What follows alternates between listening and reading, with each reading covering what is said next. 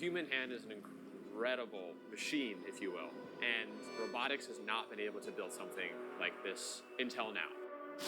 To be truly the best dexterous hand, you need to be strong, precise, and have this ability to touch and feel the real world. We're trying to solve what we think are the hardest problems that are holding back robots from doing really meaningful work on factory floors. We have our own actuation system called fluidic tendons and allows us to deliver industrial-grade reliability at very high cycle counts.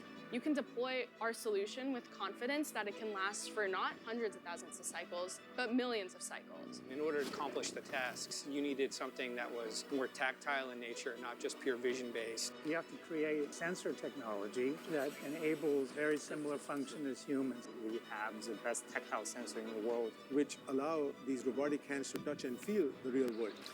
Basically, the nervous system for robotics.